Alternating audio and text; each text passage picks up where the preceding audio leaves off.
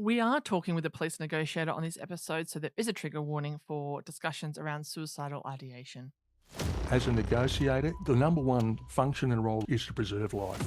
There were shots fired from inside his house. All of a sudden, he just popped up in front of me with a Mini 14, sort of pointed at me. I thought, Have you ever wondered what it would be like being a police negotiator? Well, today we find out all about the role. Today's guest retired with the rank of inspector from the Queensland Police after 42 years on the job. 15 of those, he was a police negotiator. Episode 120, Peter Assfalg. The One Moment Please podcast. Yeah.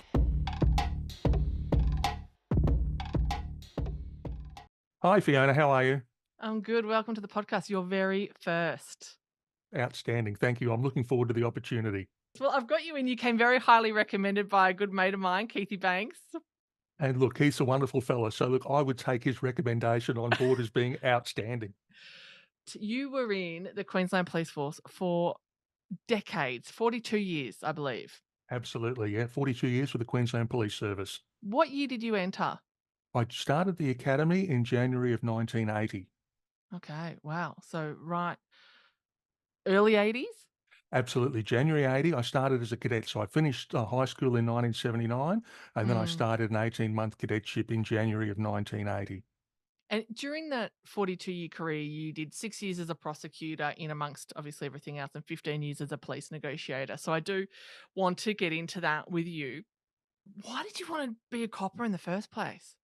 Look, I suppose it's something that I felt fairly strongly about. It was an opportunity for me to genuinely help others. And I know that might sound a little bit, cliched and a little bit, how should we say, a little bit head in the clouds. But I Mm. genuinely thought, here's an opportunity for me to do something that would give me an opportunity to help people. And that, I think that's probably the motivation for most police who join the organisation, a genuine desire to help, to make a difference, and to be part of the positive changes in the world that they want to see.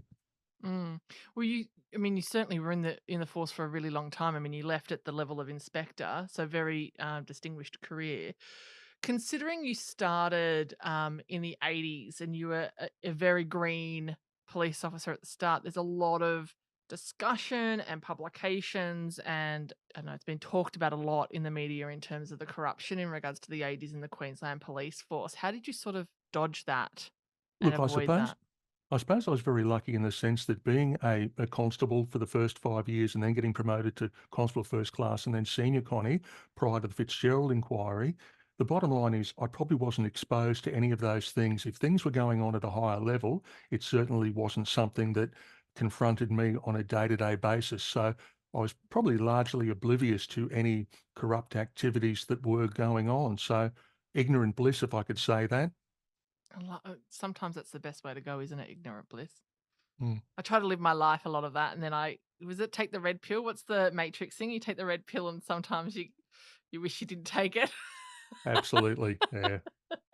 And look, So, that being said, I have never seen a crooked dollar change hands in the organisation in 42 years. So mm, if occasionally people do silly things, but that's human nature, but I've never seen outright corrupt activity.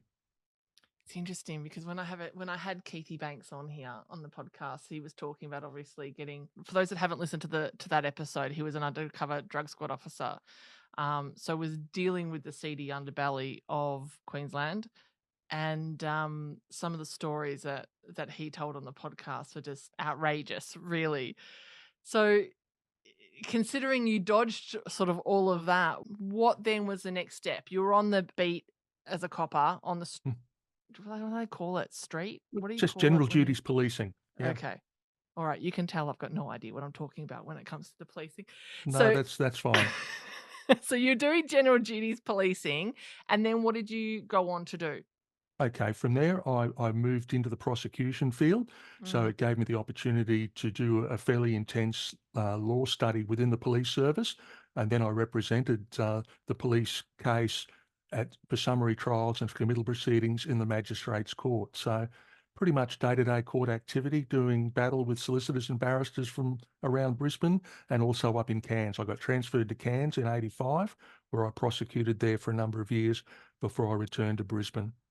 Do you get recognition as a full law No, unfortunately, I believe later courses may give you something towards a law degree, but when we did the prosecutor's course, it was purely an internal police course to make us capable of representing the organisation in the magistrate's court. And at that stage, it didn't have any recognition. I sort of finished the prosecution role by the mid-90s. It's possible now that there may be some level of RPL or something for a number of subjects if you do a full law degree, but it certainly wouldn't allow you to sort of write your name down as to say you're a solicitor or a barrister on the strength of the police training itself. It's disappointing considering the level of training that they would have given you. I remember back in school, we had a police officer come and talk to our law course, and they were fighting in the Victorian Police at that stage for it to be recognised. I don't know if it has or not. That was many moons ago, Peter, Mm, that conversation happened. I can guarantee you with me back in high school. But okay. how did you deal with the I used to lock them up and now I've got to try and I don't know when you're in the court system and you're seeing the courts get and people get away with technicalities and stuff and get off and you know that they did it. Look, at the end of the day, we're in the court to represent the police case objectively as possible. There's no point, fabricating evidence or trying to do the wrong thing because if it's found out, I mean, there's going to be criminal charges laid against the Yeah. officers. So I must admit, it was a little bit disappointing. Occasionally, someone who has done the wrong thing would get off on a technicality where it Yeah. was assessed on that basis as opposed to the actual facts and consideration of how it impacted on the victims. I think it's changed a little bit now that the victim impact statements and the impact on victims is perhaps considered a little bit more than it has been in the past. It was very cut and dry. You either had the evidence beyond reasonable doubt or you didn't. And if you didn't, it got tossed. End of story. That was a very politically correct statement there, Peter. Like, Where well, was look, that? Yes, it used to really irritate me that they used to get off after all the evidence. yeah, look, it is disappointing, but at the end of the day, if it's in their nature to do the wrong thing, there's a fair chance they'll be caught again, and hopefully they'll be dealt with at that time. So you were in the police prosecution role for 6 years. What sort of cases were you prosecuting? Was it everything from general burglaries and theft and so forth all the way up to murder? Like, what's the Oh, level scope of your field? okay, look, at the end of the day, I didn't have any murder prosecutions, but look, it was anything from shoplifting to stealing to willful damage.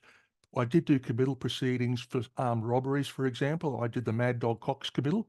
A committal proceeding is where, in the magistrate's court, you present enough evidence before the magistrate so the magistrate can make a determination that a jury, properly instructed, could find the person guilty. So it was a situation where you presented enough evidence to justify it going to the district or Supreme Court. So that's the committal proceeding, and that was probably one of the more challenging areas because quite often they'd be defended by a solicitor or a barrister.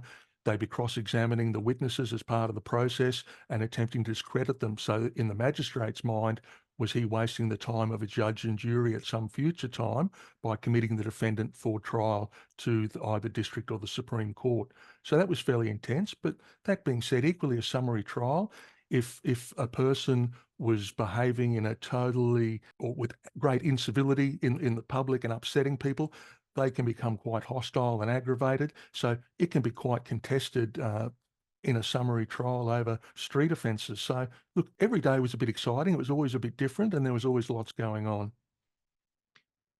If it was so exciting and so different and always lots going on, why then move to being a police negotiator? Was that directly after the prosecution? Well, the negotiation role that I undertook was predominantly an adjunct to my other duties. For a while, I was seconded to the Special Emergency Response Team office to undertake preparing of lectures or material or for courses. So I'd be seconded for short periods full time, but the rest of the time I would just be on call as a negotiator. So if my pager went off in the early days or if the mobile rang, then I would respond to those jobs. But I was doing other functions. As I said, the beauty of the police service is there were over 60 unique jobs that someone could do. So prosecutions was just one, negotiations was one, predominantly part-time. There's a full-time staff that manage it and undertake the training, etc. But the rest are scattered across the state are just they're part-time in the sense they're doing their other normal duties and they just get called out on an as-needed basis. So it was purely, I'd say negotiation was largely a sideline. When I came back from the FBI Academy in '88, I was seconded full-time to prepare the training curriculum for the negotiator courses. And then again, a bit later in my career, I got called in to the CERT office full-time to work on more training material and update the courses, etc. But the rest of the time, it was just a supplement to the other activities I was doing. So you attended 200 critical incidents without loss of life. What's the metric? I mean, obviously, loss of life is a pretty big metric in terms of having a successful outcome. But is there any other metric that you have from a benchmark for it to be a successful negotiation? I suppose, uh, obviously, loss of life is the prime. I mean, the number one function and role of police is to preserve life. So, as a negotiator, if we could resolve a situation without loss of life, that was pretty much a win. We would also, it was more than just resolving the situation. If we made a promise to undertake to provide some support or assistance or make arrangements for a third party to become involved to assist whatever predicament triggered that person, we would follow through with that because rightly or wrongly, occasionally we get repeat customers. And if we gave an undertaking or said we'd be doing something and we don't follow through with it, that gives us no credibility for the future. And even if it's another negotiator, not necessarily the same person responding, unfortunately, the credibility of the negotiation process becomes compromised. So that's certainly an issue. Obviously, I've never done any policing, right? Hmm. If I then go, I want to be a negotiator, I then emotionally would feel a huge amount of responsibility, emotional pressure. I don't know what the correct terminology is, but to have a positive outcome that would emotionally weigh on me heading into whatever situation, whatever incident, the buck stops with me in terms of then getting a positive outcome. Do they teach you not to have that emotion, or is that an emotion that you want? So therefore, you want the best outcome? Look, at the end of the day, very rarely would you negotiate as one. In a larger situation, there'd be at least four people involved in the process. There'd be the primary negotiator who would be doing the speaking with the subject person. You'd have a secondary negotiator who would be sitting with the primary or at least feeding them information and rallying them and writing notes and passing information on. Then you would have the team leader who is managing the process. And then there'd be a comms intel officer who might be liaising with other resources and following through. A bit of a, I don't want to sound disrespectful, a bit of a gopher role, go and do what needs to be done to keep things ticking along. So it might start with just two people. So you wouldn't be going on your own. You'd always have somebody else. And at the end of the day, I suppose part of the selection process to become a negotiator is you can nominate for it. We have a police psychologist or psychiatrist who would do an evaluation of the individual. We would then do a couple of role plays as part of the training. There would also be interviews with experienced negotiators to ask sort of what's if and scenarios of the individual to assess their suitability. So not everybody who applies will have the opportunity to be a negotiator, but there's a very careful selection process. And after the job is done, there is always a debrief. And during that time, people can ventilate, they can talk about their feelings, they can share their experience, what's happened. And touch wood, when things are really positive and you've had a successful outcome, we can all celebrate together. And equally, in instances where it hasn't turned out ideally, then there's all that support and opportunity to discuss it and decompress with your colleagues who understand and have experienced the highs and lows of the negotiation process. At what point does a general police officer say, "We need a negotiator in here"?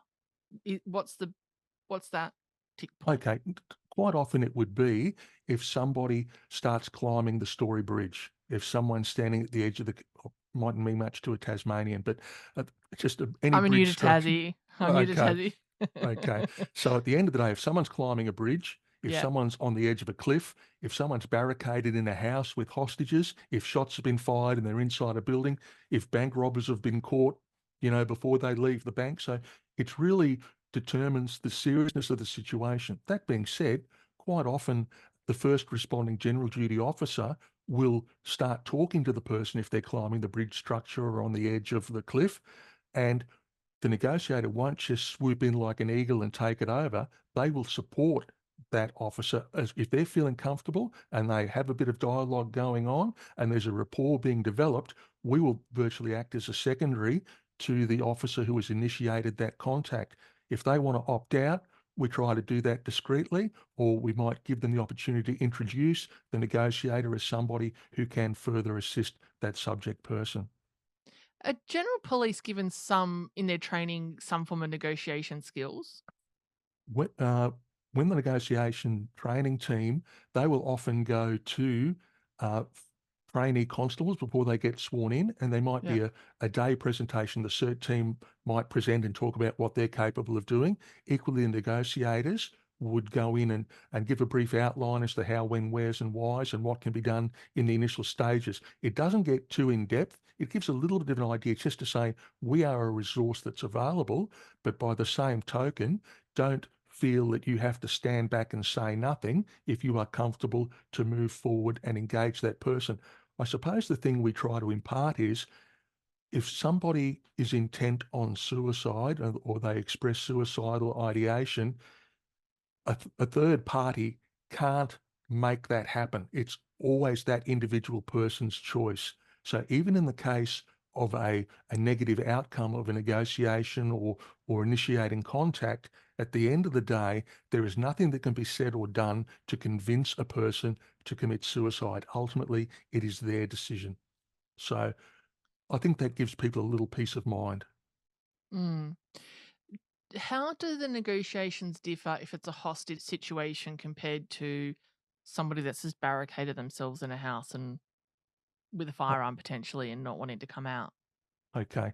In that case, the focus would be on getting the hostages out. If we can get the innocent parties, if I could call them that, even if they're friends, family, or unknown to the subject person, our main objective would, A, to resolve the situation peacefully for everybody, but our main focus would be to get the hostages out of harm's way because, again, that preservation of life is the primary police objective. So how does the language change? Because you see in the movies, oh, you never say no to someone in a hostage. You don't want to say no, it's a negative thing. So basically I'm asking how real is that? And does it change when there's a hostage involved? Does that change? Look, it really depends on the individual situation. Right. I think I've very rarely seen an accurate Hollywood portrayal of a siege Get situation. out. I wouldn't have believed that. I thought they would have been documentaries. Yeah, look, I think there was a Bruce Willis movie where there was a hostage situation and they were talking about the Helsinki syndrome coming into play, where the hostages start to align themselves with the hostage takers. But Yeah. that's actually the Stockholm syndrome. So they've gone Helsinki just to add a And I little think bit of it's color. I don't know if it happens in a couple of hours. I think that's after a few months that happened in the Stockholm syndrome. Absolutely. It's a protracted period. So, yeah. So I suppose, again, each case an intervention is considered on its merits. I mean, one of the cardinal rules is that we generally don't permit a third person intervention. So that if you're the negotiator talking to the subject member and they say, "Oh, can you get my mum? Or can you get my dad? Or can you get the priest? Or can you get my hockey coach?" And the danger is not knowing what the nature of the relationship is between the hostage taker or the subject person and that Mm. individual. They're up on the bridge, they've asked for their mum, and it's kind of like, "Oh, it sounds okay. He or she wants to talk to their mum. Yeah, great idea. Let's get them on board." Mum arrives, at which time the subject person goes, "I've hated you all my life, and I want you to see me falling off this bridge as the last thing to remember me by." So it's one of, but in certain circumstances, we may get a third person to become involved in the process. As a general rule, no. So there are probably no absolutes in dealing with people, and the negotiator will get a feel for the type of person that they're talking to and what their I suppose what their motivations are, what the trigger points are, and maybe what the resolution key is to that particular situation. Someone asking for a third party might be the key that resolves the situation. So again, probably there's certain hard and fast rules until we identify we can move around that. Did you attend any incidents that were quite high profile? Oh, there was a couple of instances. In 1993, a gentleman who felt he'd been wrongly convicted and jailed for a criminal offence, decided to climb the Channel 9 transmission tower here in Brisbane at Mount Cootha. And, unfortunately, he did that on a Friday afternoon, and he didn't have a mobile phone with him, so he couldn't draw anybody's attention to the fact that he had climbed the Channel 9 transmission tower. So it wasn't until Monday morning that somebody spotted him. So by this time, he had some provisional arrangements. He had a bit of water and he had a bucket and had a few little niceties. But by day 4, when we started the negotiation process, he was kind of hydrated, he was quite sunburnt, and I think he wasn't quite as comfortable perched up on the transmission tower as he was hoping for. So after some negotiation, we identified that he was happy to speak to the Attorney General at the time to talk about the miscarriage of justice that he perceived with respect to his conviction and jail time. And ultimately, my resolution key with him was to tell him that I'd have an ice cold can of Coke waiting for him when he came down. So he did. He surrendered. He got his can of Coke and he got his meeting with the Attorney General at the time. And the story goes a little bit further in the sense that he obviously wasn't satisfied with that. I thought he couldn't go any better, but he did. He then, in September of 1993, he climbed the Channel 10 transmission tower. So he's gone from 9 to 10. He's not very inventive, this gentleman, is he? No. So, as it turned out, again, he was up there, but he was far better prepared. He wasn't gonna get sunburned, he had plenty of water, and he had a mobile phone so that he could make contact. So it was a 4-day activity Oh, of goodness. speaking to this gentleman over his grievance for the miscarriage of justice in his conviction and jailing. So, yeah, so as I said, that was the sort of one to, and I suppose my personal benefit from that was Channel 10 took me up in their helicopter and we flew around the tower a couple of times just so I could get a clear picture of what was going on up there. So it was great to be in the chopper and see what was going on from there. So I suppose that was a relatively high profile one. A lot of them will be high profile in the sense that when someone was climbing the Story Bridge or the Gateway Bridge here in Brisbane, it would bring traffic either to a total stop or reduce things to a single lane. There'd be a lot of attention, a lot of media coverage, and a lot of inconvenience for traffic in the area. So, and probably the one of my takeaways from the Story Bridge was that we had the fire and rescue service come. They put me in one of the cherry pickers, and it took me up, and I climbed onto the upper part of the bridge structure, and I maintained contact with the subject person, and eventually talked them down, and we came down together. And someone goes, "Pete, how was the view up there?" And I said, "You know what? I never left the fella's eyes. I have no idea what it looked like up there. I'm going to have to do a bridge climb one day in order to enjoy the view." Considering, you guys are trained as negotiators to handle a situation, and you mentioned before that you don't have an issue if a police officer has a rapport with the person and is handling the situation, you guys can fall back to a more of a support role. But when you've got somebody like a Keithy Banks going into banks and disarming people with explosives and so forth, and you guys aren't so much in control of the situation, how much does it irk you guys? Yeah, look, the thing with Keith is there is no such thing as a limitation to what he's prepared to do. Bless him, he's the So best. that's it. So there's really nothing to cranky about because that is just classic Keith. You just have to accept that is the man. End of story. But as a negotiator, you don't say, "Stole my thunder there," "That was my high profile." Well, look, he was on the scene first. He took dibs on it. So look, at the end of the day, look, there's no professional jealousy in that respect. At the end of the day, it's the exception rather than the rule. And as I said, look, with a successful resolution, no one can really be upset. End of story. It was interesting to hear that you were saying, in your previous situation that the gentleman that climbed the Channel 9 at the time, got to speak to the Governor General because, and I don't wanna quarterback this, I wanna be clear, like, I'm not wanting to go into their tactics, but when we had the Lint cafe siege, one of the things that the hostages were saying that the terrorists wanted to speak to the prime minister, and obviously that wasn't going to happen. And one of the things was, obviously, once that happens, he's got no reason to keep the hostages alive. Then he's achieved his objective. At what point do you say this is actually not in the best interest, and what point do you say it's in the best interest in not in a generalized situation? Okay, in a generalized situation, at the end of the day, if somebody has hostages and they make a demand to speak to somebody of importance or what they perceive to be relevance, that wouldn't presumably happen unless, well, as a sign of good faith, release a few of the hostages. So we're getting something for it. It wouldn't just happen that speaking to that important person would happen as a matter of course.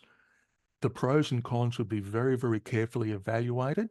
And at the end of the day, it would normally occur after the peaceful surrender. That is when that conversation would occur. It wouldn't occur while emotions are high and there's a lot of confusion or anxiety, etc. And as was mentioned from that example, you know, you've got to give they've got to give something in order to get something generally. It's a two-way street, it's a negotiation, it's definitely two-way. So again, there's no definitely right or wrong answer, but if the hostages are released and the subject person surrenders, by all means, give them what's been agreed to if the other party is willing. Because again, if they become a repeat customer a day or a week, a month or a year later, there's no confidence in the process if they have been misled or lied to. So honesty is probably, I can't overstress how important that is. You know, you don't pretend to understand, you don't compromise or patronize the individual. You need to be non-judgmental. Accepting that different isn't necessarily wrong.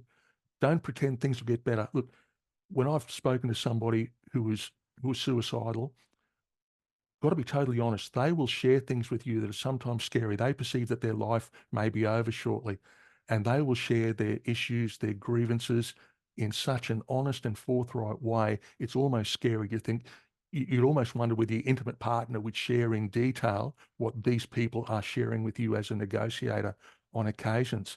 So that's why that honesty is important. And I'll tell them up front, if they're sharing a story of tremendous horror, pain, and suffering and anxiety, I say, I have got no idea how you're feeling. I can't possibly imagine the pain that you are in, but what I can promise you is when we resolve this and when you come down, I will go with you to wherever you think can be of assistance or any group or anything, and I will assist you in making those inquiries because that is the best that I can do in that circumstance. I don't pretend that I understand what's going on in their world. I will listen, I'll be non-judgmental, but I will make a promise to help and I follow through on that. Is it always the four-person team? The primary, the secondary negotiator, there was the incident person, Team leader, and then comms the intel. gopher person, yeah. It really depends on the nature of the incident. The longer the incident or the more complexity that exists, it will look, it could even, be more than before. You may find that they want someone in the police forward command post for additional liaison or to discuss if police or if the negotiator is talking to the subject member, that you've got someone interpreting in that police forward command post, and that might make decisions a little bit quicker if they're getting fed the background by another negotiator who understands the angle or the direction rather than, hey boss, we want to do this. Oh, well, tell me why we need to do it. Whereas it's being explained along the way, it can make the process a little bit smoother. But four is a normal team for a larger type activity. There'll always be at least two who respond. If the two who respond say, look, we need additional resources, then that team will build up behind them. So it's really on an as needed basis and will depend on the complexity of the environment they're working in. You mentioned a number of times suicide in terms of, I suppose that's probably a primary response that you guys are going to. Is Mhm. there a close second to that? Is it domestic violence situations? Ah, it can be, but the general catalyst in the majority of instances, passage of time is what a negotiator would like to have, because often the subject person will be under the influence of drugs, alcohol, or they're really angry as a consequence of a domestic violence situation or confrontation. The thing is, it takes a lot of energy to stay really screamingly, outrageously angry. It's very, very tiring. So, with the passage of time, that anger will subside. If they have drugs and alcohol in their system, hopefully they'll become more rational and more open to conversation as that impact reduces. So, look, DV probably, yeah, look, that could be the number two. As I said, suicide intervention tended to be the big one, and and I suppose with suicide intervention, there is there is a sort of a suicidal ambivalence in most people. Part of them wants to live and part of them wants to die at the same time, and there's an internal struggle going on, and it's a matter of reaching to the more positive sides. And I don't want to sound flippant in any way, but if someone is intent on suicide and they climb the Story Bridge, they'll be jumped and gone before any police can respond. It'll be over very, very quickly. The fact that somebody climbs the bridge and is on that structure, and they will be seen because there's cars traveling there 24/7, police will respond. My rule of thumb was, if I have the time to respond, I will resolve this situation positively without loss of life. And touch wood, that has been the case.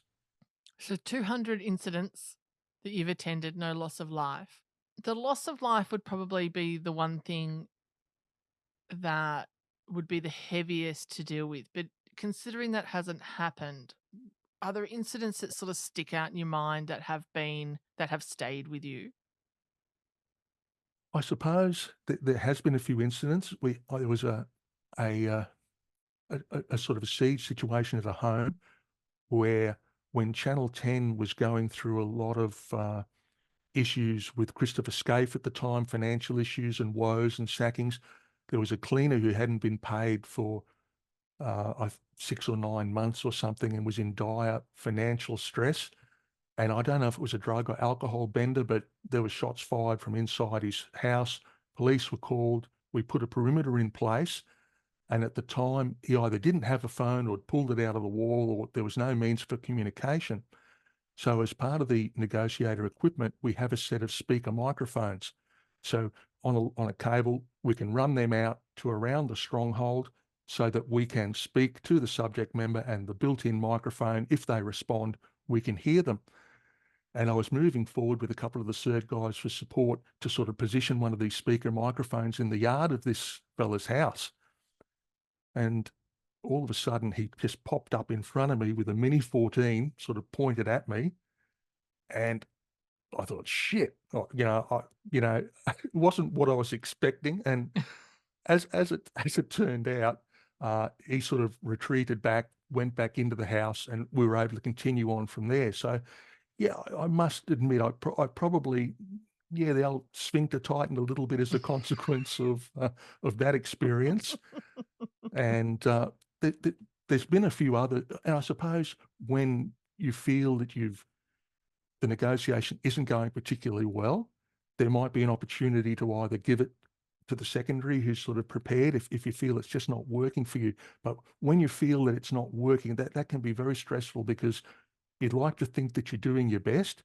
You've got your team around you to support you that's giving you input and ideas as well. So you're never Robinson Crusoe in that respect. So the team makes all the difference. And I suppose when you feel it's not working and the team is working hard at it, it is kind of, what do I got to do to resolve this situation successfully? So it does become quite quite challenging. Yeah, and they do How stick. hard how hard is it to separate the negotiator skills at work and not bring that into home life where you're then managing or handling your spouse? Well, I know when I'm beaten. At the end of the day, I'm Happy feel wife, happy life. that's it. I'm comfortable to negotiate with terrorists, but I know that I'm beaten if I'm dealing with my wife. End of story. Yeah, look, and you shouldn't even try. You should not Yeah. even try, because you're on a lose. You're on a flogging to nowhere. You mentioned there's a couple of other incidents just then that stuck out in your mind. Is there Uh, anything else? yeah, look, there was a we called to a job one time where a fellow was quite delusional. He was having auditory and visual hallucinations. He was just hearing voices and seeing things, and he was quite adamant that whilst he was on the toilet, Zolan, a 14th century mystic, had entered his body and had traveled up his spinal column into his brain. And Right. he had a large hunting knife that he held in front of his eye because he was going to send the knife in to kill Zolan, who had occupied his brain. And we were talking to him and we were keeping our safe distance, but to try to convince this guy to sort of put the knife down. And he was just so adamant that Zolan was talking to him. And then it came to the point where there was another planet on the other side of the sun that we couldn't see that was occupied by reptilian type people. And Zolan was telling him all this. And eventually we were sort of trying to get the knife or convince him to put the knife down, but he had access to some caustic soda. So he started drinking that. So we made a quick inquiry, what's going to happen if he drinks caustic soda? Will it kill him? And the suggestion was it probably wouldn't kill him, but it would be eating away at his voice box and the back of his throat and doing him some fairly serious permanent damage. So there was a few jobs like that. Another one, I had a gentleman on the Gateway Bridge. They had Hang on a just put, minute. What was yeah, the outcome of that one? well, we Don't leave me eventually, hanging, Peter. well, we resolved it, of course. Oh, It's as okay, simple good. as that. Look, it was peacefully resolved, and he got the medical treatment, and he got admitted to the psychiatric ward, which he needed at the time. And we So, lost the inside communication to Zoloft and this planet behind the sun. yeah, I Now must the have been reptilians are all in government. just about, just about. He So, was yeah, warning us. that's it. It was interesting. Look, and there was one that I didn't have direct knowledge in, but when I was a regional duty officer, we had a call. There was a gentleman who got talked down by the negotiators. I'm not aware of the full details. He was, and I don't want to be critical of anybody, he was admitted for psychiatric You assessment. can be critical. That's fine. Uh, Just be critical. Go. It's He the was internet, Peter. You can say what you want. he was assessed as not having an issue, apparently, after police intervention, negotiators resolving the situation. He got released from the hospital. He's then hired himself a taxi and he's asked the driver to take him to a certain location, during which time they're traveling over the Gateway Bridge. And he inadvertently opens the window in the cab, and apparently his wallet accidentally left the cab. So he said to the driver, look, I've lost my wallet. You know, got to stop. I can't pay you. So the cab beautifully stopped. He's then hopped out of the cab and then he has jumped over the bridge and died. So again, the role I had as regional duty officer was to get the responding police and the taxi driver into a debrief so that any associated bad feelings and trauma would be minimized for all the participants. So, it sort of made me or reinforced my view that if we have repeat customers, sometimes we can deal with it effectively, and other times it's just there's nothing more we could have done. Which, yeah, it's not ideal, not desirable, and that's why I think the negotiators try so hard to resolve the situation peacefully. And again, you know, a lot of people, not a lot, some people, and even something that I've said in the past, I said, look, the person that I'm talking to is in crisis, they're threatening suicide. And I say, look, let's resolve this. Come down with me. We'll work together in the directions that you think will be most helpful for you.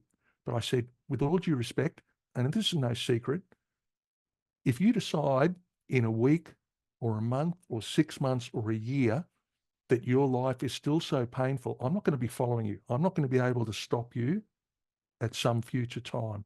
That is your decision to make. And hopefully we can get you in the right direction so it doesn't become a necessity in the future. But I mean, that to me, that's just objective truth that I'm sharing with that and I think it goes towards keeping things credible in the relationship and the honesty of the rapport that you have with that person because they understand that they can do whatever they like in a week or a month's time down the track should they choose to. And look, it probably isn't the approach that every negotiator would use, but at the end of the day, it worked for me. And hey, the bosses didn't yell at me too loud, so it worked out okay. God, it seems all very anticlimactic. You know, we see police grabbing people pretending they're police, pizza delivery guys and helicopters being ordered as part of the demands and buses and all this sort of stuff in the movies, which, as I mentioned, are documentaries. Mm. So it sounds all very almost anticlimactic in regards to the role. If you can, okay, I wasn't blessed with the brains to become a surgeon, so I can't save lives in that way. But as a police officer, saving somebody in that honestly, that doesn't make it anticlimactic. It would The be one of the best. it would be one of the many highlights of my policing career to have done that. Do they screen you to make sure that you are a naturally calm person, or do they teach you that? Because I'm sure in some situations you just want to blow your top. Well, I Yeah, probably would and be angry about them causing whatever or look, I putting other honest people in harm. And then you yeah, just have to be this voice of reason and calmness. look, I honestly think a lot of it has to do with the type of person who is attracted to a policing career initially. Really? At the end of the day, I mean, rightly or wrongly, the police are the ones who run towards danger instead Yeah. of away from it. So at the end, and I'm not saying there's some subliminal death wish that police have. What I'm saying is that we are prepared to do what is necessary to protect society and do the right thing. So, look, staying calm, at the end of the day, our negotiations are invariably recorded.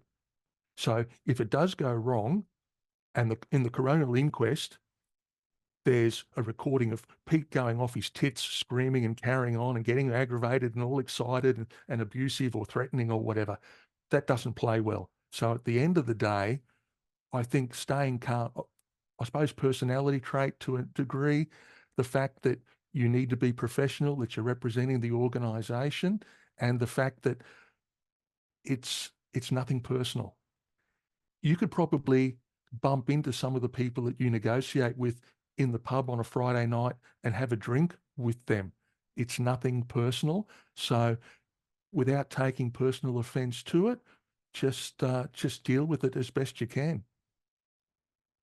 Why did you stop? I mean, it sounds like it's such a highlight of your policing career. You got such a huge amount of personal satisfaction out of saving these people and having these positive outcomes, which is understandable. What made you stop being a police negotiator? Because you were doing it for 15 years. Yeah. Look, the situation is when I was promoted to inspector, which is commissioned rank within the police service, the perception was that you had too much authority to make bad decisions. For example, if you introduce yourself as you would by name and often by rank, it'd be, and the stronghold wants a packet of cigarettes. Oh, look, I've got to check with the bosses. Well, hang on, you're an inspector of police. You're in the top echelon of 300 of an organisation of 13,800 individuals, and you're telling me that you can't arrange a packet of cigarettes. So it becomes a bit of a credibility matter that if the lower ranks, if a constable or a senior constable or a sergeant goes, oh, look, I've got to check with the boss. I've got bosses everywhere. So it becomes a good tactic to slow things down, to allow the passage of time and to not be seen to give in or acquiesce to a demand from the stronghold too readily or too quickly. Why do you have to give your rank? Could you just not? And I understand you don't want to lie and it's a credibility thing and all that, but they're not going to know if you just say, "Hi, my name's Peter." They're not going to know that you're an inspector. Look, that's quite possible. It's probably as much the hierarchy of the organisation who has made that determination, and it's sort of been carved into a stone tablet somewhere, and Mm. that's just the way it is. So, and look, in very many times, someone that you're speaking to, they'll say, "Well, what rank are you?" Because with respect, they don't want to be talking to a dog's body necessarily. They want to be talking to someone who they perceive is important enough to deal with their situation. because the world spotlight is on them. They are important in that, maybe if only in their own minds. So they don't want to be talking to somebody and, okay, whilst it's a tactic to say, I've got to check with the bosses, they'll say, well, what are you? How do you fit in? Where are you? Why can't you make this decision? That will come up occasionally as well. How has technology and the changes in technology changed the landscape of the negotiation role? I think probably the biggest one would be mobile phones, in Mm, the sense that if we need to isolate a stronghold because the subject person could be being encouraged by external bodies, individuals, groups, or whatever, mobile phone. Look, we can get, and it's no trade secret, there is devices available to block mobile phone signals. So we could block an area. The trouble is, everyone in that area would also lose communications, and the telecommunications providers, as I understand it, and look, my information might be a bit old, they can be sued for not maintaining continuity of the service. So the last thing they want is the police to come in and block 6 blocks worth of telecommunications via mobile phones. So that's probably the big one. Equally, uh, a stronghold will have cameras sometimes set up so they can see if and when the negotiator's van is, or where the police perimeter is, the inner and outer perimeter. So I suppose from that perspective, and maybe people are more savvy, maybe even drones. I don't know if the stronghold will put a drone out. And if we say, oh yeah, we're organising that vehicle you wanted, it's, parked around the back, you just can't see it. I'll just check with my drone. So yeah, there's a few ifs and buts, but I suppose the biggest one is that even for our man on the Channel 10 tower, that he was able to use a mobile phone to initiate contact rather than waiting for 3 days before somebody spotted him up there. how much do you not want for that reason, obviously with the same situation, the drone, how much do you not want the news cameras around? I must admit, I, I'm in two minds. At the end of the day, I don't know enough about artificial intelligence or the impact of the monitoring that cameras can do to really give an informed opinion. I suppose any technology, I mean, anything has a good and a bad side. Am I scared of it? Not really, only in the sense that I don't plan on doing the wrong thing to anybody at any time, so I've got nothing to fear. And Mm. on that basis, I don't know if we can put a cork in technology progressing. I don't think we can. No, I don't think we can. And at the end of the day, everyone's got a mobile phone these days. So unless you are shutting down the whole area, in which case you're shutting down the police officers' phones as well. Yeah. Yeah, I don't know if it's even. I don't know. It's just it would be tricky because if you're saying something and you are stalling, then they can see it what Hmm. you're doing. It puts you guys in a tricky position. That's it. I suppose we just have to be a bit more inventive and a bit more creative in the way we approach it. How inventive and creative can you get in that role? I suppose at the end of the day, if you're approaching with a particular angle, Mm, you'll often be advised by the team if it's not working. So creativity will be, look, okay, the can of Coke. When I'm describing the can of Coke, it's going to be so cold, you're going to see the condensation sliding down the side of the can. So when you come down from that Channel 9 tower, it will be waiting. So I suppose it will depend on how you sell what it is you're offering, how quickly you are able to adjust your approach so that uh, the new approach might resonate a little bit better. I mean, ultimately, it's still communication. And mm, at the end of the day, I suppose it's more important in the sense that, and don't quote me on the stats here, but nonverbal communication is about 70% of interaction with people. So focusing purely on the verbal in the sense that I'm on the end of a phone and the subject person's on the end of a phone, we are focusing 100% on that verbal communication. So whether it's tone, whether it's inflection, whether you're sounding a bit tired, and that's where your team will support you. The secondary will come on board, or you'll be rotated out very graciously to allow somebody else to continue, or even just to change a tack in the way you approach the situation. So Again, it's hard to say exactly what the approach would be because each situation is unique. There might be certain common factors that we can rely upon when we assess the threats and the risks associated, but at the end of the day, each one is unique, and that's probably what keeps it interesting as well, in the sense that the challenge will be different every time. Towards the end of your career, you were writing the rule book, so to speak, in terms of the negotiation and teaching this. How much did the tactics change from when you started in the role to 15 years later, you're teaching it? Yeah, look, I was very fortunate. In '88, I went to the FBI Academy and did their negotiator course. And then I spent 2 months traveling through America, studying from New York to Los Angeles how they did things from the negotiation perspective. So I suppose the fundamental principles haven't really altered to a very large extent. I suppose it's how they're finessed, how they're put together. And look, there's probably more communication models that are coming out now. And I must admit, in the last 10 years or so, I'm aware that I think it's called the STARE model. I don't know exactly what that stands for anymore, but the negotiators were using that as a foundational communication model. So there may be more operating on models as opposed to gut feeling and instinct as to how things are progressing.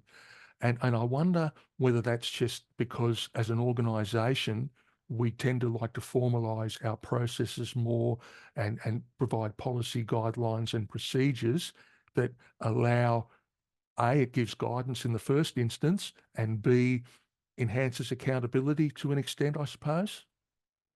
But do you think that there's also, well, I don't know, perhaps those procedures allow for it, but do you think that if you're going to a very procedural process that removes as much of the gut instinct as what you've just said, do you think it then sort of hinders people in that position then? Look, I think there's still enough flexibility by the individual. We're not automatons. And Right. I suppose when I talk procedures, it might well be formalizing that how we approach setting up the perimeters, where our negotiation point is set up. I mean, there's always been doctrine for that. It's probably just tighter doctrine in terms of lessons we learn. Whether it's Biller, whether it's other things, there's always lessons learned, and I suppose fundamental doctrine will be changed as a consequence of that. And that's probably probably more evolutionary than revolutionary changes. And that evolution doesn't lose sight of the historical past. So there still is, I presume, that flexibility and individuality that can be injected into it. But I suppose it's just evolved with time and from the experience of challenges that have occurred in more recent times. You are recently out of the police force. How recently? Was it Retired 2 years ago. okay? And at a rank of inspector, Hmm. were you doing the negotiation role all the way up to you leaving?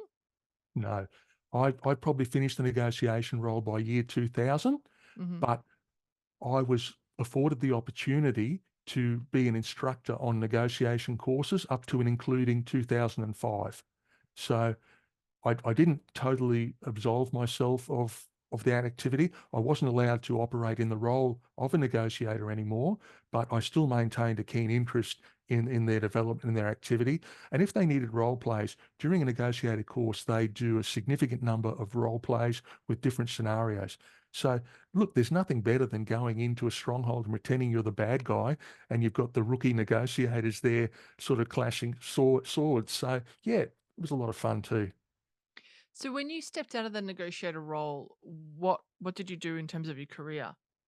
Okay. When I got promoted to inspector, initially I went to Ethical Standards Command.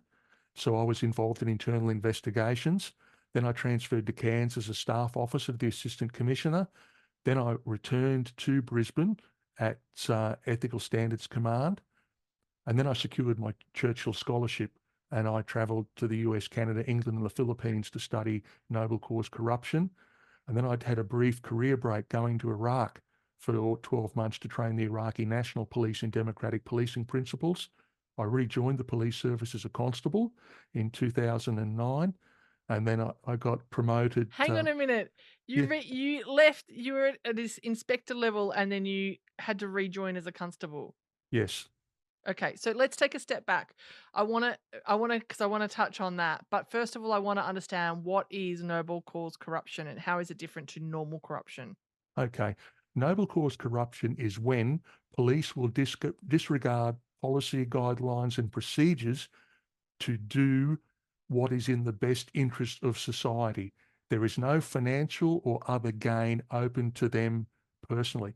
And I'll give you a classic example of noble Can I cause ask what's corruption. wrong with that? If they're there to protect and serve, and then they're doing something that's going to serve the community in their best interests, what's wrong with that if it's against an organization It's policy? still not right. And I'll explain why. Okay, tell me. Okay. Situation is, no matter how hard police or anybody tries to engineer a situation, the outcome is never certain. And the example I will give is, if you're a fan of Dirty Harry, the Clint Eastwood movies, Yeah. you remember when Dirty Harry was chasing Scorpio. Scorpio Oh, you're has going. I think you're a little bit too more in depth in terms of the knowledge of Dirty Harry. I watched them probably when I was about 10. It's about okay, 30 years ago now, but I'm sure the listeners will will understand. The majority okay, of listeners are men, so they'll probably understand more than I will. So keep going with the Dirty Harry, please. okay.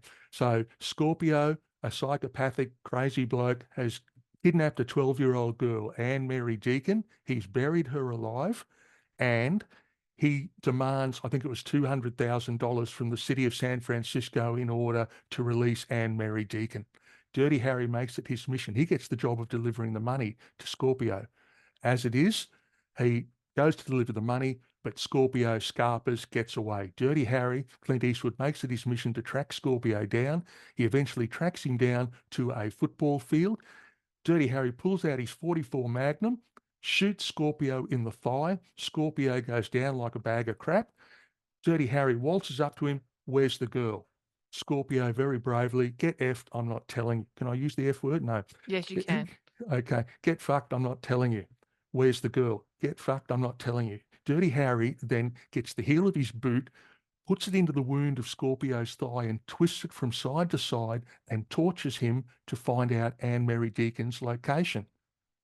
Gets the location, they go there, they dig up where she's buried. What do they find? She's already dead. So the bottom line is, Dirty Harry tortured a suspect, threatened him, compromised his professionalism, he broke the law, and at the end of the day, despite his best efforts, and I hear 99%, 99 plus percent of the population would be cheering for Dirty Harry to do Well, they do. exactly. This is going to be my question to you. Considering how beloved Dirty Harry is as a character out there in society, most people think, yeah, justifies the outcome. That's it. But the thing is, the ends never justify the means because you don't have control. Despite everything that he did, the girl was still dead. My personal interpretation of that is it wasn't corrupt. It's defined as being noble cause corruption. He did it for a noble cause to save the girl. My personal view of noble cause corruption is if you don't attempt to conceal what you are doing and you accept responsibility for it 100%, it's no longer corrupt. In Dirty Harry's role, he should have resigned from the police to not compromise them.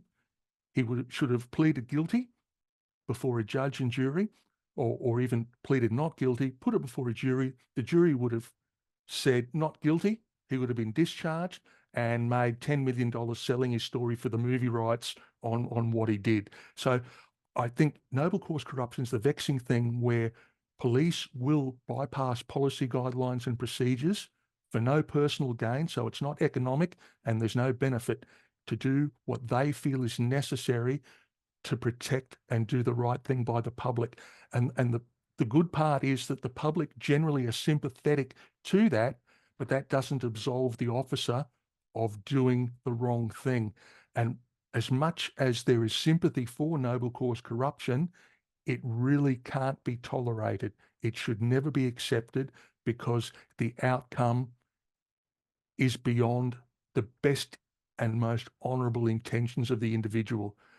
And as I said, if the officer doesn't attempt to hide it and accepts full responsibility, I don't think there's a jury on the planet that would convict them of doing the wrong thing. But at the end of the day, they have compromised themselves. And even, okay, O.J. Simpson, he was suspected of killing his ex-partner Mhm. and her new beau. He's dead Uh, now, we can say whatever we like about him. that's it. And at the end of the day, the police fabricated a bit of evidence, the spot of blood on the glove.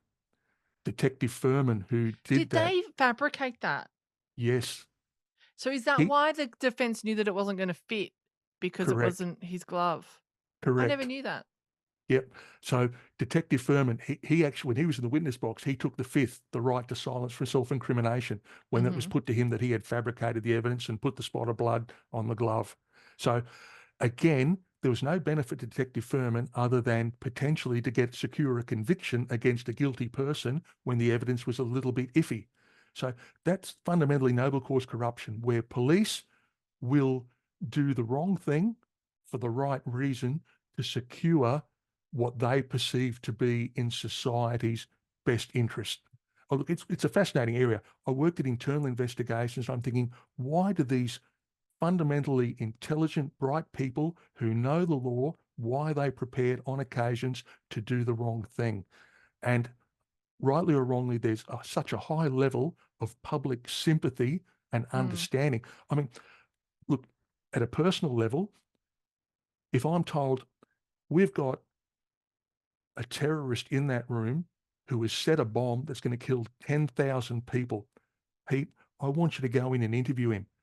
I say, excuse me, sir, I'm talking to you about this particular incident. What can you tell me about it? Get stuffed, keep my mouth shut. If there are 10,000 people's lives at risk, I would imagine that any police officer would do whatever they had to. And I know that confessions under torture are often unreliable, but how could you live with yourself if you didn't do everything you could to try to get the information you needed to save innocent people? Mm. I think you've just, created an argument for torture then. Maybe waterboarding. Apparently, waterboarding's not torture. Well, yeah, well, I'll leave that one alone. But look, I can understand if you've got somebody that's suspected of heinous crimes against children or something that, a phone book wouldn't come out. Like, Mm. I don't think yeah. I don't know. I think I'm with the 99% of the population. I think that there are circumstances in which I'd be okay with. I wouldn't say if I'm on that jury, I definitely wouldn't convict. Yeah, and look, as I said, it's look, sometimes it doesn't appear to be a right or wrong answer. It's one Mm. of these. I just think again, there's an ambivalence. Is it right? Is it wrong? It depends on your perspective. So if you're working in internal affairs investigating these sorts of things, and not just noble cause, you're probably doing all sorts of stuff as well. How conflicted or how often were you conflicted morally because you're like, if I was in this situation, I potentially could have done the same thing, but yet I'm now investigating this officer. Yeah. Look, fortunately, I never had an investigation of that nature. At the Mm. end of the day, the way our discipline is set up, the Triple C, Crime and Corruption Commission, would investigate the more serious complaints against police. It'll be the minor stuff. If someone alleges that while they were being issued with a traffic infringement notice, the officer swore at them or raised his voice or yelled at them. So I'm not saying everything I did was low key, but at the end of the day, it was at the lower end of the disciplinary spectrum as opposed to any criminal conduct. So yeah, fortunately never had to confront it, but it just presented me with an interest as to why, intelligent people, knowing that they've got a body cam recording their interaction with a member of the public, that they still swear or call them a buffhead or, whatever. So What made you want to go into internal investigations? Because from a public's point of view, it is understood, I don't know if it's true, that they're not particularly the most liked area of the police force internally. yeah, look, it's not liked at all, but the Mm. offer was made, Pete. If you want to be an inspector, you're going to internals. Is that okay? Oh, yes, boss. Yeah, that's fine. So Oh, I didn't really have a choice in the matter. fair enough. So, oh, gee, and so the noble cause corruption, was that something that you because you ended up studying it. So was that something that you particularly wanted to get a greater understanding of yourself? Absolutely. I just thought it's so fascinating. I just Mm, needed to know more and why, and to even look at the strategies available. I mean, the FBI are world leaders in many, many areas. And it's kind of like I used to deliver uh, corruption prevention training to first year constables when I was at Metro North region. And I was able to bring a lot of the ideas and concepts that I picked up during my Churchill scholarship to what can we do to prevent corruption. And sometimes it's simple as you can't control the outcome. The ends do not justify the means. You shouldn't even try. And I'll talk the Dirty Harry scenario. I'll talk the OJ Simpson scenario to say, look, it doesn't matter how well intentioned you are, doesn't matter what it was you want to achieve. The bottom line is don't do it. As understandable, how you can rationalize and justify it in your own mind, absolutely. And 99% of the population as well, but you cannot do it because you will not be forgiven. It's not something that can be absolved. I did suggest to the organisation that it be considered a mitigation of penalty, that if someone ever does act with noble cause corruption intent where there's no financial benefit or any other benefit accruing to them, that they put their hand up because they haven't hidden it, they've just done it, they know it's wrong, that it should be mitigation of penalty as opposed to a foundation for dismissal. oh, so I it is a foundation of dismissal. oh, it's not. No, because I'm just theorizing here Oh, as okay. to so it I don't know. It could be, maybe not. Why are we sending, and I understand that they're the world leaders in it, but why are we sending police officers to train with the FBI? Why is the Australian government not getting the AFP to be the leaders in Australia, so therefore the other police can go to the AFP? Look, I suppose, look, the police service does send people to other locations as well as try to bring training back. But my Churchill scholarship was just an independent scholarship, independent of the organisation that I Right. applied for. So I just put my application in, attended an interview before a panel, and they identified that my course of study was beneficial enough and worthy of Winston Churchill's memory to progress it. So it's not any fault of the QPS. It's just I did that as an adjunct to my police career. Okay. And then you went over to Iraq to teach, educate their police force. How was that? Look, that was amazing. Oh, Really? Because I've heard that I've heard such mixed things. Some people say it was amazing, and then other people that have done it in different capacity, like it's just got a different mindset. They don't really care. yeah, look, I suppose the Iraqi National Police were newly formed and Mhm. they had a full brigade of 2,000. We'd have 2,000 police at a time attend our academy at Numanaya.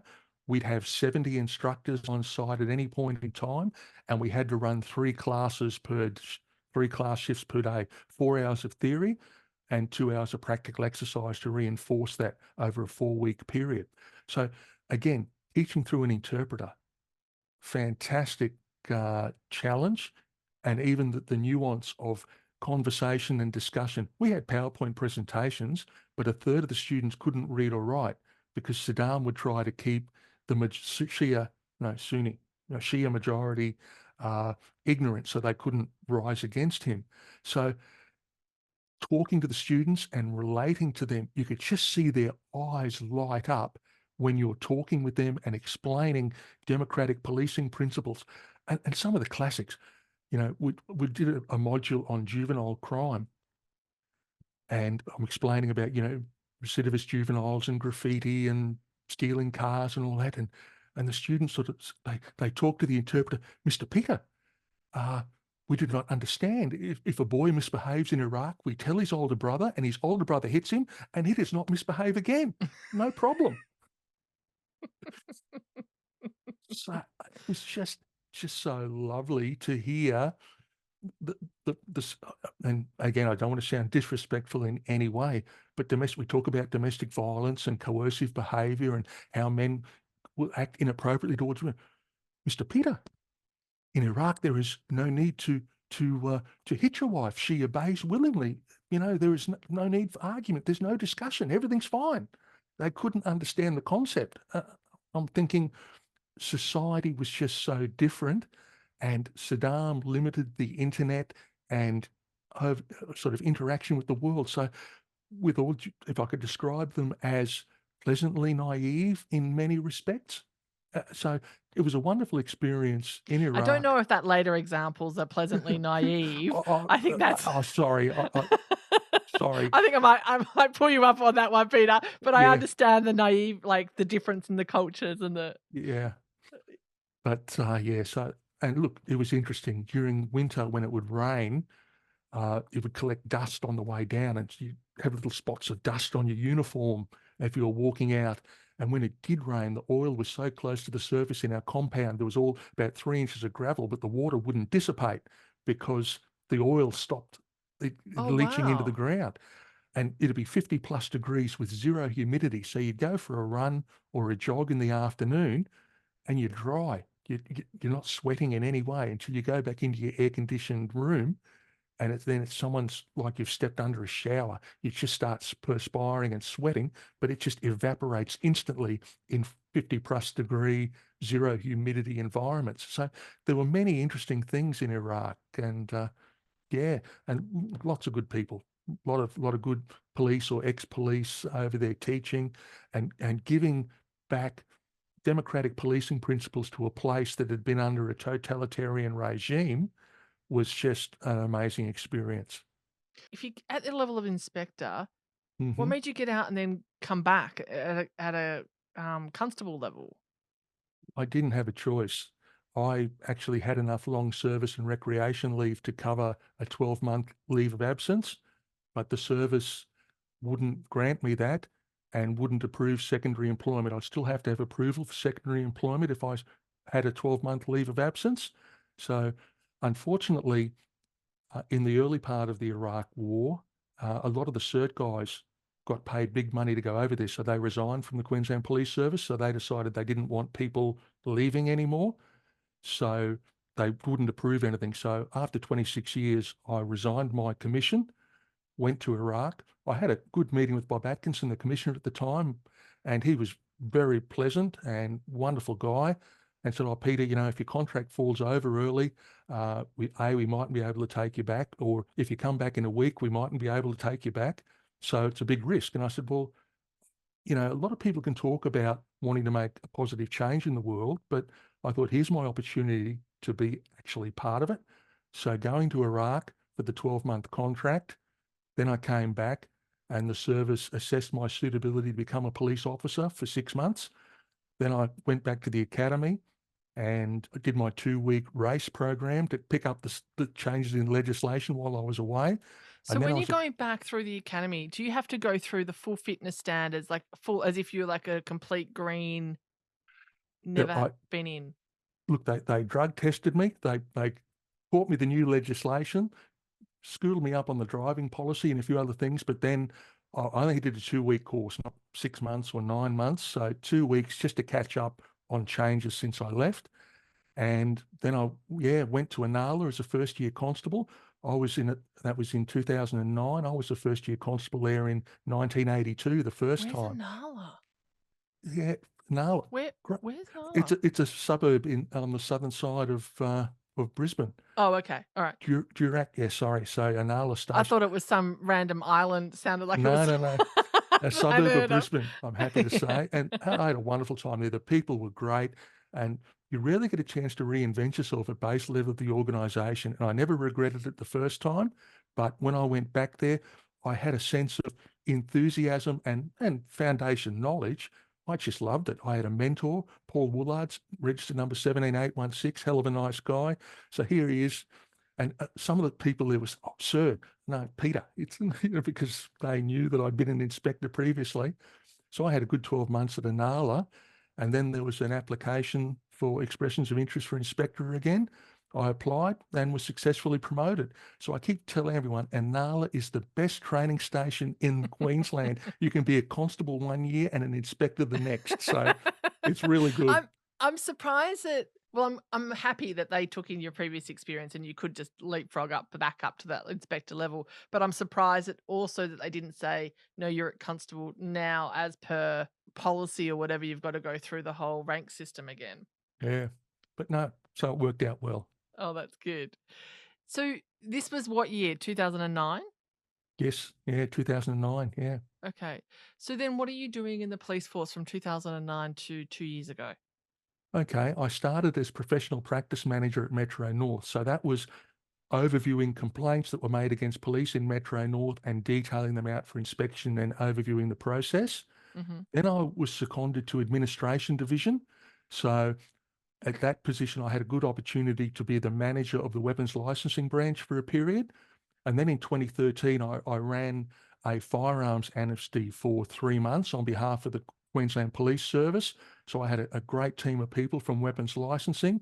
And in a 3 month period, we had 22,216 firearms surrendered or put on licenses. So community safety took a big benefit from that. What happens, What happens, Peter, to the firearms? Are they really destroyed, or do you guys just say, Look, "Yippee, we've got a whole lot more in our stockpile now"?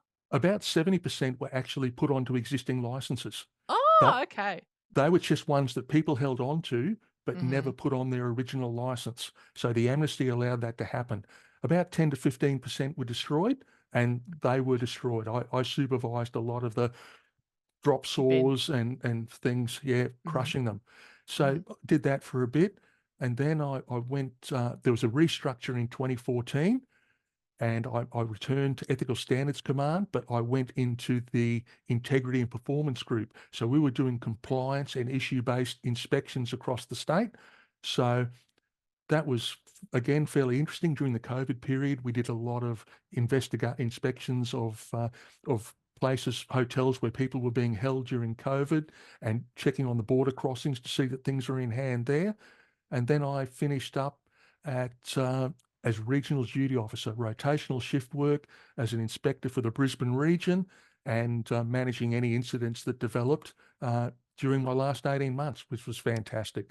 Can I ask you, considering you brought it up in terms of the policing, and I understand it was a different state than what I was in Melbourne. If you're in a position, if the police force is in a position of serving and protecting the public, how then does it move to a role that does not do that? I suppose at the end of the day, the police, the fireys, and the ambos and health are probably the only 24-hour government organisations that exist. Every other public servant, largely, if I've excluded anybody, I apologise. But at the end of the day, if there's homeless people and Department of Housing shuts the door at 5 p.m., whose problem is it? Oh, we'll get the police to respond. They can take care of that homeless person. If ambulances are all full to capacity, who can we get to take someone to hospital who's been injured? Oh, the police were at the traffic crash already. Hey, let's take them. We are the primary 24-hour, 7-day a week government office. And anything that doesn't fit into anybody else's busy schedule becomes potentially a police activity. So, I would still argue, though, that all of those activities are still serving the public's interest. to a large extent, but I can remember in the early 80s at mobile patrols, and actually I was working with Keith Banks he was on my shift because I had Larry McGregor, one of his best mates, was my permanent partner at mobiles. And we would actually find people breaking into houses or breaking into factories at West End because we were on active patrol. So I suppose it depends how proactive. A police service becomes less proactive when its resources are being utilised for still important tasks that aren't necessarily one of the main policing objectives. Yes, you're still helping the public, but you're not proactive in policing. You aren't at a group of shops that has had a ram raid and the cigarettes stolen. You're not going to the intersections where the hoons pour oil on the road and start doing burnouts and carry on. You're not in the city safe precincts where people affected by drugs and alcohol are likely to play up if they don't see any deterrent effect of police presence. Stumped you with that one, didn't I? No, I just don't agree that stopping children playing in a playground is resources, which is what was happening in Melbourne. Okay. And and We're look, probably getting too political, Peter. look, COVID was a different creature. I tend to agree. And I'll almost call that two-tier policing. The first tier is that genuine law enforcement, and that second tier, and hey, I'm out of the job. I think there is too much political interference in the way policing is done today. Yeah, And I would that agree with political that. interference is that second tier of, you know, again, interstate in Sydney, when pro-Hamas protesters are burning Israeli flags and protesting and carrying on, and the police respond and they move on, the pro-Israeli group, which is much Mm, smaller and being harassed, mm. and no one from the other side gets arrested, that is where two-tier policing is coming in, that there are political agendas that are being served that are not primary policing functions or activities, in my humble opinion. Well, I think and all the police forces are meant to be apolitical, and that has certainly come out in some of the inquiries that there's more political influence than what there needs that there should be in intentioned. Um, but no, I agree with that statement that you've just made that the political influence is not necessarily serving the public. And Yeah, I'd love to expand on it, but I we will. can do that I'll when we're not recording, Peter. correct. Yeah, I have lots of conversations that are after the interviews. that's it. The real interview starts in 20 minutes. Okay, so you've now gone back to doing the policing. You're back to the inspector level. Where are we up to now in terms of your career? Okay, well, look, I think we've gone through. I was a professional practice manager overviewing complaint management, admin division, weapons licensing, inspections teams, and then RDO. So that is pretty much that. That was it. But if I'll just focus back a little bit on negotiation. I know that was the way we started. Yeah, I know. I love it. What I would say is, I don't know what the bridges are named in Victoria, but the Gateway Bridge in Brisbane had the highest per capita suicide rate when it first opened in the world. Number one was the Golden Gate Bridge in San Francisco. And the question I am always asking myself from these town planners and governments who name it, the minute you call a bridge a gateway or a gate, in people's minds, if they're emotionally, emotionally disturbed, it's a gateway to heaven or hell. And whatever they're trying to achieve, they will do it at the Gateway Bridge or the Golden Gate Bridge. So, for the life of me, worldwide, it'd be interesting to see how many other bridges that have that gate or gateway component uh, have high suicide levels. And as I said, per capita, the Gateway, when it first opened, was the number two on the planet. And that was, as I said, one time I responded to a guy who had parked his garbage truck up along the side of it and climbed onto the top of it and was going to hurl himself into the river. And it just kept happening and happening. And that sort of made me really wonder, you know, surely there's enough statistics worldwide to say gateway, not a good idea. Let's drop it from our naming criteria. Mm. I know that there was on the Westgate Bridge in Melbourne. There was a terrible incident which I won't traumatize the listeners about. But after that, they ended up putting big barriers, very high barriers on the side of the bridge, so people couldn't. And look, they've done the same here at the Gateway Bridge at Brisbane, but that's why the guy climbed on top of his garbage truck so he could go over the barriers. Mm. So yeah, look, yeah, it's anyway. That just sort of came to mind. Sorry, negotiation things. Any larrikin stories that you can tell me about either Larry, Keithy Banks's partner, or Keithy when he was on the job? He has the record of the most podcast interviews on here. He's up to 5. Okay. Look, I suspect that any story I tell about Keith would be doing him a disservice. Spoken like a true bloody prosecutor. Yeah, look, and look, Larry McGregor, hell of a nice guy. When Larry left the police service, he worked for corrective services, and when I was a negotiator, we actually used to run joint or exclusive corrective services negotiator courses. And Larry was in their intel area, and he was very, very keen to get similar equipment to our speaker microphones and all the other bits and bobs that we used in the negotiation side. So I had a little bit to do with Larry after he left the job.